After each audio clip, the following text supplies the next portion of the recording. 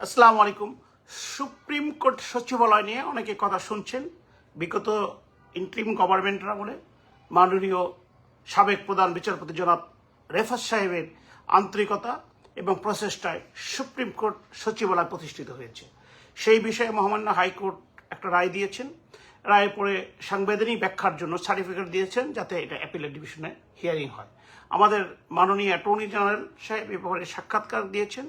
সে যথাযথ বলেছেন, কিন্তু এখানে একটি কথা বলেছেন যে সুপ্রিম কোর্টে যেন সুপ্রিম কোর্ট তার কথার মধ্যে একটা সেন্ট এসেছে যে না, সুপ্রিম কোর্ট সচিবালয়ের ব্যাপারে অন্যরা জানি একটু থাকেন। কিন্তু প্রশ্ন হচ্ছে যে এই যে কোশ্চেনটার কথা, সুপ্রিম কোর্ট সচিবালয় এটা বাংলাদেশ সুপ্রিম কোর্টের কোনো মাননীয় বিচারপতিদের কোনো বিষয় না।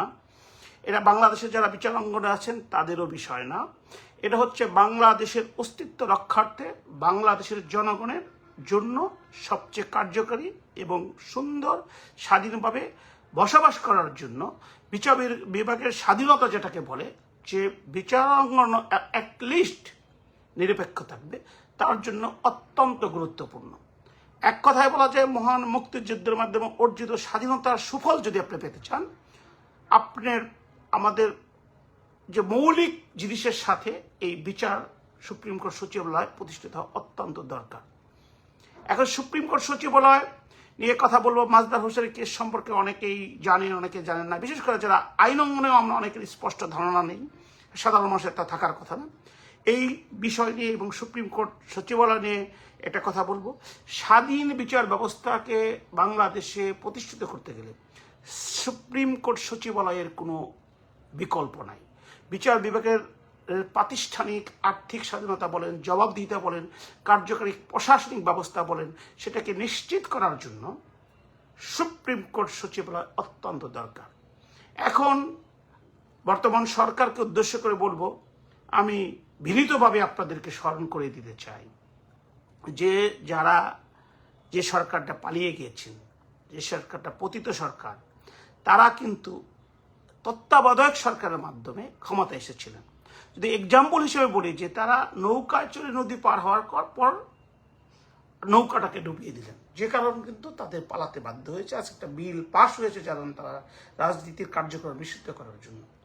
প্রত্যেকটা অভ্যুত্থান মানুষের রক্তের বিনিময়ে, মানুষের জীবনের বিনিময়ে এবং অনেকে পঙ্গুত্ব বরণ করে তার বিনিময়ে আসে। 90-এ ঠিক একইভাবে এসেছিল এরশাদের পতন এবং আমরা পেয়েছি তত্ত্বাবধায়ক সরকার, যেটা আবার সংবিধান থেকে দূরে ঠেলা হয়েছিল বর্তমান সরকার এবং আইনের মাধ্যমে সেটাকে আবহ প্রতিষ্ঠিত করা হয়েছে।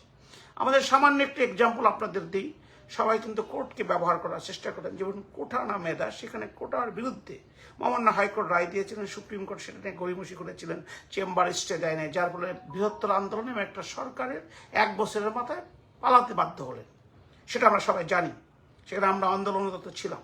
ঠিক আমি এই দেশের একজন সচেতন নাগরিক হিসাবে আপনাদের প্রতি রেসপেক্ট রেখে বলি, এই 36 জুলাই যদি কোনো অ্যাচিভমেন্ট মানুষ মনে রাখে, সেটা হচ্ছে সুপ্রিম কোর্ট সচিবালয়।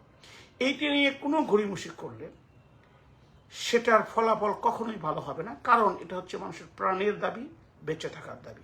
সর্বশেষ শুধু আজকে এইটুকুই বলবো যে সুপ্রিম কোর্ট সচিবালয় আইন বুঝি না, কারণ আইনের ধারায় চলবে, আমি আইনজীবী, কিন্তু এদেশের মানুষ হিসাবে আমার অধিকারের কথা বলা আছে।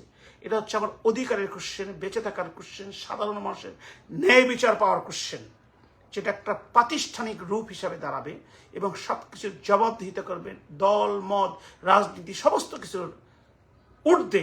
সেখানে অবশ্যই একটা সচিবালয় থাকবে, সুপ্রিম কোর্ট সচিবালয়, যেটার মাধ্যমে প্রত্যেকটা যারা বিচার অঙ্গনে জড়িত আছেন তারা স্বাধীনভাবে কাজ করতে পারবে।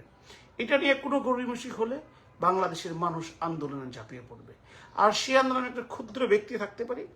আমি যেমন আওয়ামী লীগের আমলে একা দাঁড়িয়েছিলাম আমাদের এক লার্নেড ফ্রেন্ড ইব্রাহিমের জন্য, ডিবি যখন ধরে নিয়েছিল। আমার যদি একা প্রেস ক্লাব বলেন, সুপ্রিম কোর্ট বলেন এবং বাংলাদেশের প্রত্যন্ত যে কোনো রাস্তায় বলেন, চৌরাস্তার মোড়ে বলেন, আমি ফেস্টুন নিয়ে দাঁড়িয়ে যাব। আমি সুপ্রিম কোর্ট সচিবালয় চাই, এটা আমাদের দেশের মানুষের, আমাদের অস্তিত্ব। সকলে ভালো থাকবেন। এটা নিয়ে ইনশাল্লাহ একবার না বারংবার আপনাদের সাথে কথা বলবো, যাতে প্রত্যেকটা মানুষ বুঝতে পারেন সুপ্রিম কোর্ট সচিবালয় আমাদের কতটুকু দরকার। এবং এটা নিয়ে কোনো গড়িমসি করলে আল্লাহর রহমতে বলি এই দেশের মানুষ তাদেরকে কখনোই বিশ্বাস করবে না, আস্থার মণিকোঠায় স্থান দিবে না। দ্যাট মিনস যদি জনগণের আস্থার মণিকোঠা থেকে কেউ বিদায় নেয়, তার অস্তিত্ব থাকবে না। সকলে ভালো থাকবে।